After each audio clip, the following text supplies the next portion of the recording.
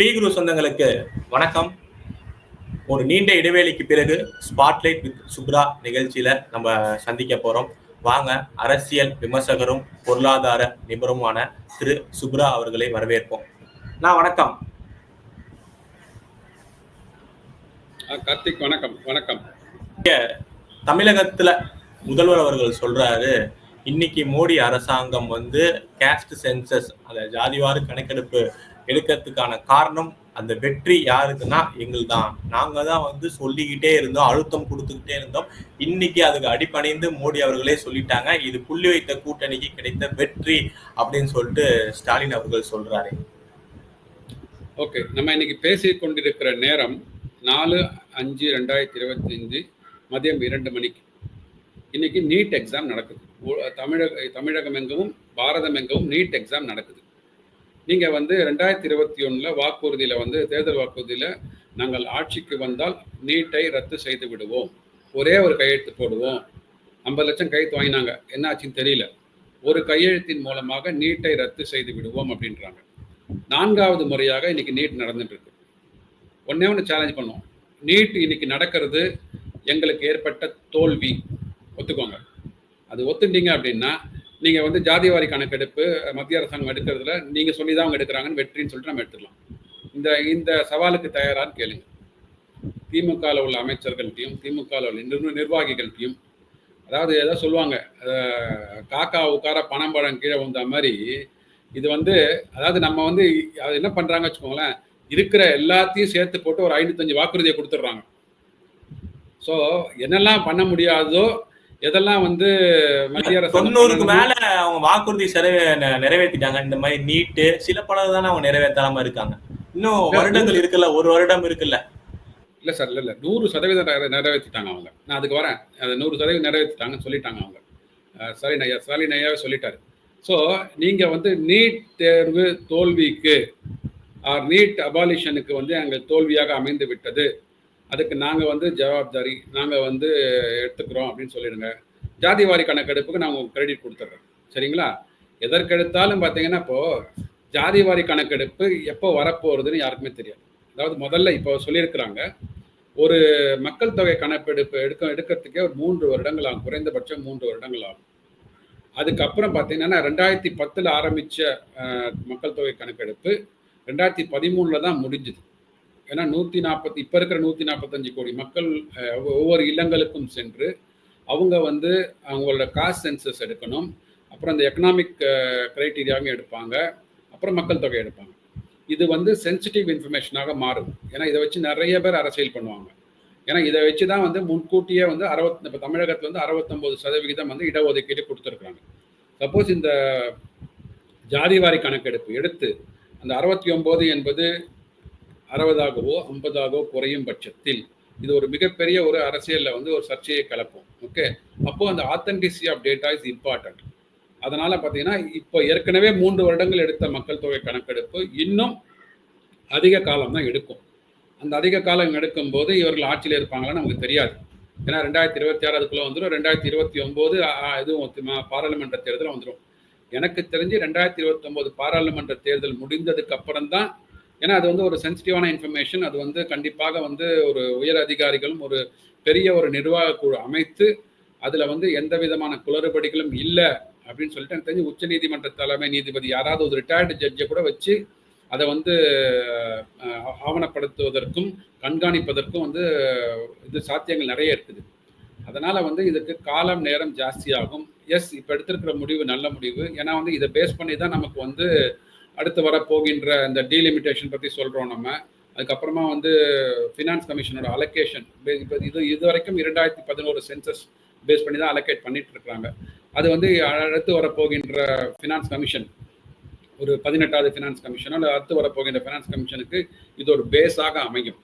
So அதுக்கெல்லாம் நிறைய இது இருக்கு. அதனால நீங்க எதுக்கு எடுத்தாலும் டக்குன்னு இந்த நேரத்தில் அறிவிக்கிறதுக்கான காரணம் என்ன? ஏன்னா இது மட்டும்தான் குற்றச்சாட்டாவே இருந்தது. நம்ம பார்த்திருப்போம் திமுகவோடையும் சரி, புள்ளி வைத்த கூட்டணி காங்கிரஸோட பிரம்மாஸ்திரமே வந்து பார்த்தோம்னா இதுதான் குற்றச்சாட்டா சொல்லிட்டே இருந்தாங்க. நாங்கள் வந்தால் கேஸ்ட் சென்சஸ் எடுப்போம், நாங்க வந்தால் இது எடுப்போம், மக்கள் தொகை கணக்கெடுப்பு எடுப்போம்னு. அந்த பிரம்மாஸ்திரம் புஷ் ஆகி போச்சு. பட் இந்த நேரத்துல பிஜேபி ஏன்னா ஒரு அரசியல் கட்சி ஒரு அரசியல் லாபம் இல்லாம எதுவுமே அறிவிப்புங்கிறது வாய்ப்பே கிடையாது. அப்படிங்கிறப்ப இந்த நேரத்துல இந்த அறிவிப்பு என்ன காரணம்? இல்ல எப்படி இருந்தாலும் உங்களுக்கு வந்து 2026க்கு அப்புறம் நீங்க வந்து இந்த டீலிமிட்டேஷன் ஆக்ட் படி அடுத்து வரப்போகின்ற பாராளுமன்ற தேர்தலில் வந்து நீங்க டீலிமிட்டேஷன் படி கான்ஸ்டிடியூன்சியை டிஃபெண்ட் பண்ணி ஆகணும். பாராளுமன்ற தொகுதிகளை வந்து டிஃபெண்ட் பண்ணி ஆகணும். நம்ம வந்து ஒரு கிட்டத்தட்ட ஒரு 20 வருஷமா வந்து யூபி அரசாங்கத்தையும் ஒரு 10 வருஷம் வந்து தள்ளி வச்சாங்க. பாரதிய ஜனதா அரசாங்கம் என்டிஏ கூட்டணியும் ஒரு 10 வருஷம் தள்ளி வச்சுட்டாங்க. அதை ஸோ 2026 அது முடிய போகுது. ஸோ 2026 முடிய போகின்ற அந்த டீலிமிட்டேஷன் இது வந்து அடுத்து வரப்போகின்ற பாராளுமன்ற தேர்தலில் அது வந்து அந்த தொகுதிகளை மறுசீரமைப்பு பண்ணணும். அதற்கு வந்து பேசிக் அண்டர்ஸ்டாண்டிங் என்னன்னு பார்த்தீங்கன்னா அந்த டேட்டா தான். அந்த டேட்டா மக்கள் தொகை கணக்கெடுப்பு வரும்போது ஏன்னா வந்து இப்போ அதை பேஸ் பண்ணி பார்த்தீங்கன்னா அந்த ஜாதி வாரி கணக்கு வேற எப்பவுமே எடுக்க முடியாது உங்களுக்கு. நீங்கள் வந்து இப்போ சரி மக்கள் தொகை கணக்கெடுப்பு மட்டும் எடுத்துட்டு அப்புறம் ஜாதி வாரி கணக்கெடுப்பு எப்படி எடுப்பீங்க? திருப்பி அதே 145 கோடி மக்களையுமே நீங்கள் ரீச் பண்ணணும். அப்போ வந்து இரட்டை செலவாகும். ஓகே, அதனால வந்து இது ஒரே தடையா கரெக்டாக வந்து உங்களுக்கு வந்து டைமிங் அஃபெக்ட் கரெக்டாக அமைஞ்சிருக்கிறதுனால ஸோ மக்கள் தொகை கணக்கெடுப்பும் எடுப்பாங்க. அந்த மக்கள் வந்து எந்த ஜாதி பிரிவினை சேர்ந்ததை எடுத்துட்டாங்க அப்படின்னா ரெண்டையும் ஒன்றிணைத்து ஒரு டேட்டாவாக ப்ரெசென்ட் பண்ண முடியும், பாராளுமன்றத்தில் வைக்க முடியும்.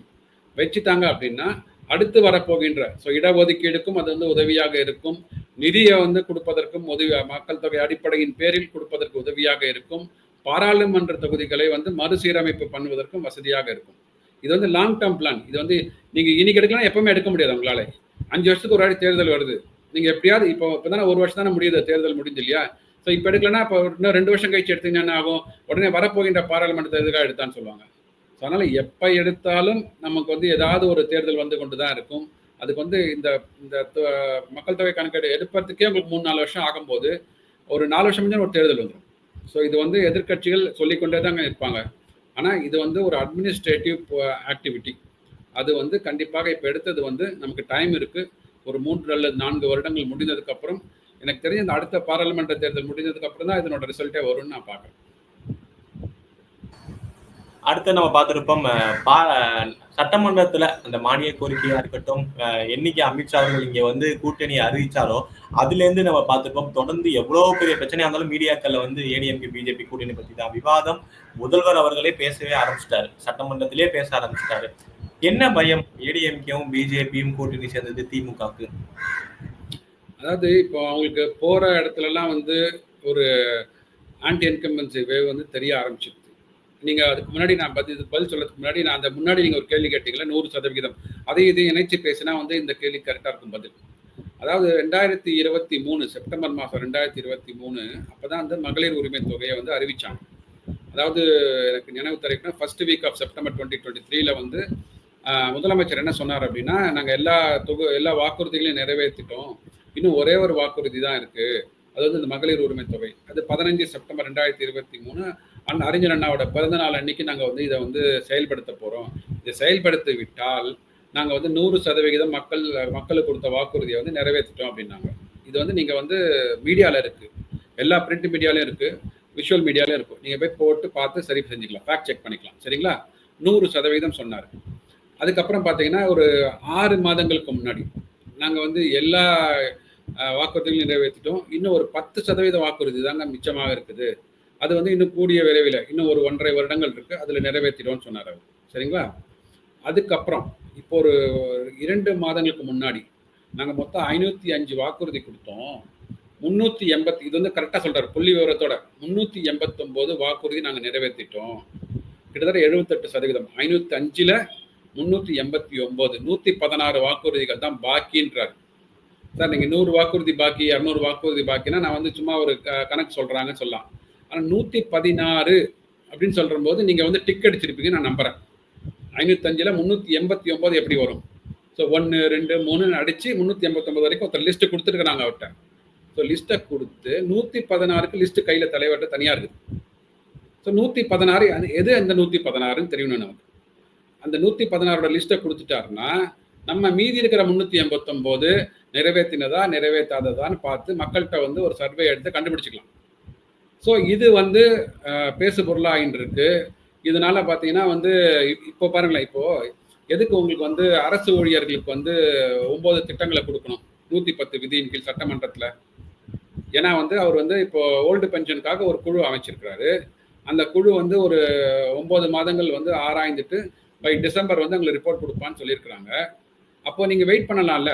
அந்த அந்த இதில் வந்து உங்களுக்கு என்னென்ன இது ஒரு ரிப்போர்ட்டில் வந்து என்னென்ன பெனிஃபிட் அரசு ஊழியர் கொடுக்கல, என்னெல்லாம் கொடுத்துருக்கோன்றது ரிப்போர்ட் வரும்ல. அதை பேஸ் பண்ணி நீங்கள் வந்து திட்டங்கள் எல்லாம் அறிவிக்கலாமே.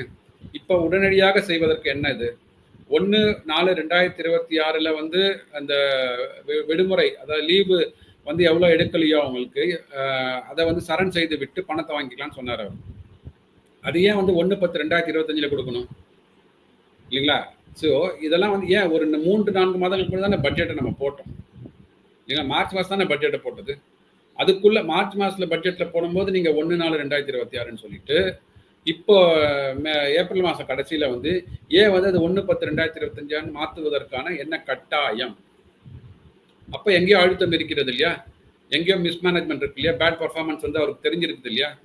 அவருக்கே தெரிஞ்சதுனால தான் அவர் வந்து எல்லா அரசு ஊழியர்களுக்கும், ஏன்னா அரசு ஊழியர்கள்ன்றது ஒரு chunk of vote bank for DMK இல்லைங்களா? ஸோ அதெல்லாம் தெரிஞ்சதுனால தான் எல்லாத்தையும் வந்து முன்கூட்டியே நாங்கள் கொடுக்குறோன்னு சொல்கிறாரு.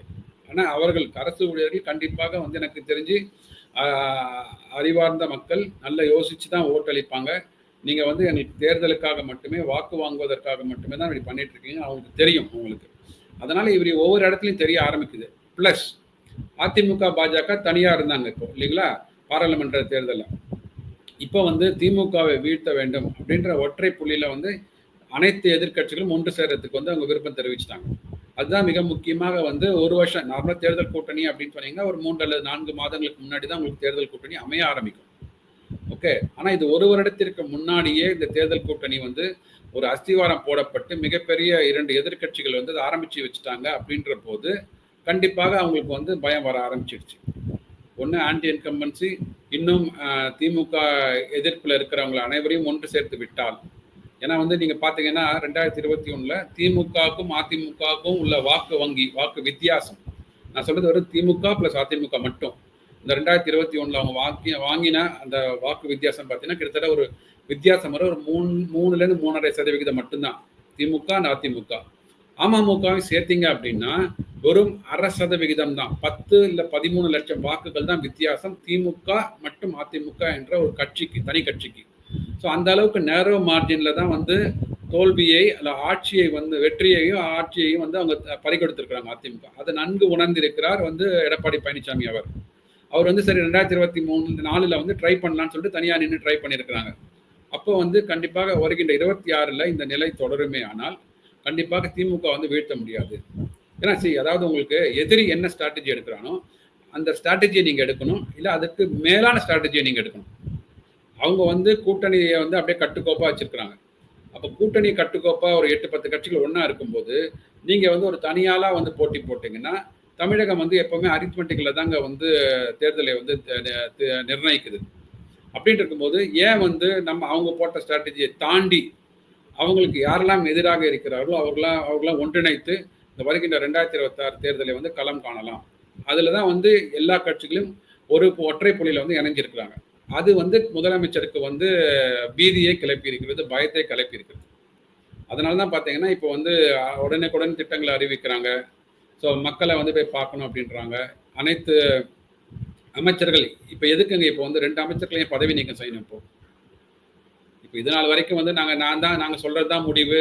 அமைச்சர் இதெல்லாம் கிரவுண்ட் ரியாலிட்டியில பின்னடை உண்டாக்குமா? கரண்ட்ல 2 அமைச்சர், அதுவும் உச்ச நீதிமன்றம் தொடர்ந்து கொட்டு வைத்து 11 அமைச்சர்கள், கிட்டத்தட்ட 10 அமைச்சருக்கு மேல சீனியர் அமைச்சர்கள்ல இருந்து எல்லாருக்குமே 10 ஆல்ரெடி கோர்ட் தீர்ப்பு கொடுத்த அந்த கேஸ் எல்லாம் வந்து விடுப்பு கொடுத்து ரத்து செய்து மறு விசாரணையில இருக்காங்க. எத்தனை பேர் என்ன சிக்க போறாங்கன்னு தெரியல. இதெல்லாம் கிரவுண்ட்ல வந்து ரிஃப்ளெக்ட் ஆகுமா? ஏன்னா இதே மாதிரி நம்ம பேசிட்டு இருக்கோம், மூலையில எதிர்த்து என்ன பேசினாலுமே அது தமிழக மக்கள் மத்தியில வந்து கை கொடுக்குமா எதிர்கட்சிக்கு, குறிப்பா அதிமுக பிஜேபிக்கு? இல்ல கை கொடுக்குமா கொடுக்காதா அதை பத்தி நம்ம கவலைப்படக்கூடாதுங்க. ஆனா இது நாள் வரைக்கும் வந்து ஊழல்னு வந்து பேசின்னு தான் வச்சுருந்தாங்களே தவிர உச்ச நீதிமன்றம் இவ்வளோ கண்டனத்தை வந்து தெரிவித்ததே கிடையாது. சரிங்களா? இப்போ இவங்க என்ன சொன்னாங்கன்னா, இவங்க வந்து செந்தில் பாலாஜி அவர்களை அமைச்சராக்குவதற்கு எங்களுக்கு வானுயர்ந்த அதிகாரம் இருக்குதுன்னு சொன்னாங்க. அரசியலமைப்பு சட்டம் சாசனம் கொடுத்துருக்கு, அதுல மாற்று கருத்து இல்லை. ஆனா வந்து அவங்க பிணை கொடுத்த அடுத்த நாள்லயே வந்து ஒரு 2 நாள்லயே போயிட்டு ஒரு அமைச்சராக்கினது வந்து உச்சநீதிமன்றத்தோட பெரும் கண்டனத்துக்கு வந்து இவர்கள் ஆளாகியிருக்கிறாங்க. தமிழக அரசு ஆளாகி இருக்கிறது. சரிங்களா? அதை வந்து பதிவு பண்ணியிருக்கிறாங்க. உச்சநீதிமன்ற நீதிபதிகள் வந்து நாங்க வந்து இவருக்கு பிணை கொடுத்து தவறு இழைத்து விட்டோமோ, அந்த தவறை வந்து நாங்க வந்து இங்க ரெக்கார்ட் செய்வதற்கும் பதிவு செய்வதற்கும் நாங்க வந்து வருந்த போவதில்லைன்னு சொல்றாங்க. அந்த அளவுக்கு உச்சநீதிமன்றத்தோட கண்டனத்தை வாங்கியிருக்காங்க. நான் உங்களுக்கு பிணை தான் கொடுத்தோம், நீங்க எப்படி பதவி ஏற்கலாம் அப்படின்னு இருக்காங்க. அப்போ உனக்கு பிணை வேணுமா பதவி வேணுமான்னா இவர் வந்து பிணை போருன்ட்டாரு. ரைட்டுங்களா? இன்னொன்னு பொன்முடி, அதாவது இவருக்காவது வந்து பிணையில இருக்கிறார். இப்போ உச்ச நீதிமன்றத்துல வந்து இன்னொரு வழக்கு நடந்திருக்குது பொன்முடி ஐயா அவர்களுக்கு வந்து. அங்க வந்து உயர் நீதிமன்றத்துல இது வழக்கு வந்து இவருக்கு எதிராக தீர்ப்பாயிடுத்து. உச்ச நீதிமன்றத்தை வந்து ஸ்டே கொடுத்துட்டாங்க. அதுக்கு அந்த ஸ்டே கொடுத்த தீர்ப்புலயே அவங்க என்ன சொல்றாங்கன்னா, நாங்க வந்து உங்களுக்கு ரைட் ஆஃப் லிபர்ட்டி, சுதந்திரமாக வாழுக அரசியல் சாசனை கொடுத்த அந்த ஷரத்தின்படி எந்த ஒரு மனிதனும் இந்தியனும் சுதந்திரமாக வாழணும் அப்படின்ற ஒரு அடிப்படையில தான் உங்களுக்கு பிணை கொடுத்தோம்.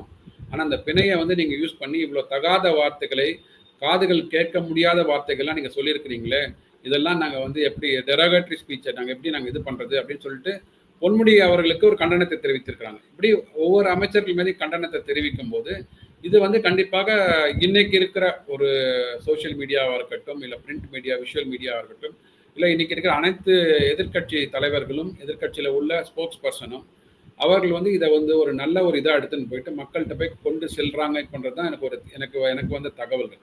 ஸோ இது மக்கள்கிட்ட போகும்போது இவங்க வந்து சொல்றது ஒண்ணு, செய்யறது ஒண்ணு. ஸோ அமைச்சர்களே இப்படி இருக்கிறாங்க, ஸோ அப்போ ஆட்சி எப்படி இருக்குது, ஆட்சியோட அவல நிலை எப்படி இருக்குது அப்படின்னு மக்களுக்கு தெரிய வர ஆரம்பிக்குது.